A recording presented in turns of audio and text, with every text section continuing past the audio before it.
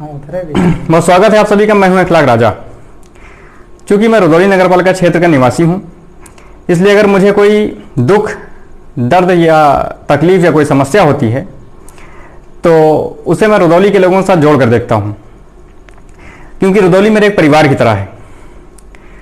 खैर, सीधे पॉइंट पर आता हूं। बात करीब 15-20 साल पहले की है।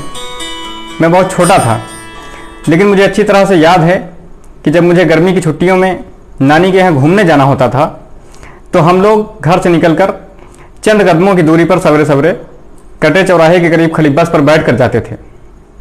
आपको याद होगा, उस समय रुदौली से लखनऊ और फैज़ाबाद के लिए बस चलती थी।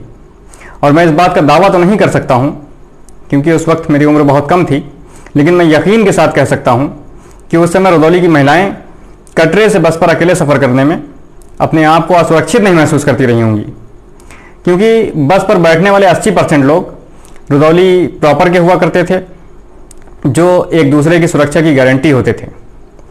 लेकिन जैसे जैसे वक्त बीतता गया, रुदौली की आबादी बढ़ती गई।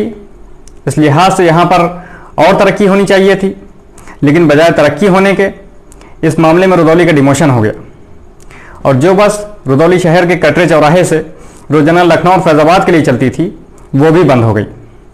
फिर भी गनीमत बात यह थी कि यहाँ से बस चलना बंद हो जाने के बाद रुदौली के लोगों को 3 किलोमीटर दूर भेलसर चौराहे पहुंचकर आसानी से बस मिल जाती थी।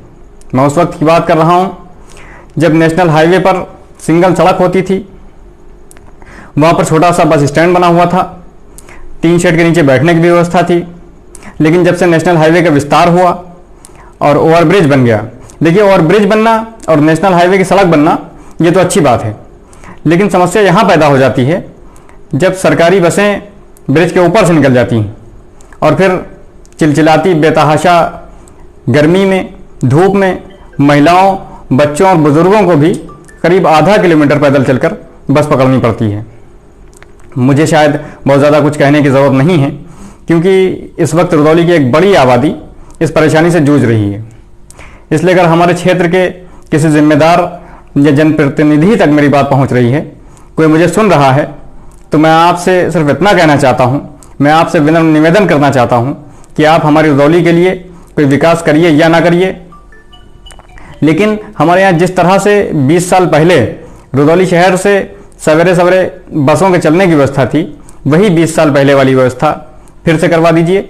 दूसरी बात ये कि जिस तरह से पहले लोगों को आधा किलोमीटर पैदल ना चलकर भेलसर चौराहे से ही बस मिल जाया करती थी, उसी तरह बसों को ओवरब्रिज के नीचे से चलने की व्यवस्था करवा दीजिए। मैं आपका बहुत आभारी रहूँगा। जय हिंद, जय भारत।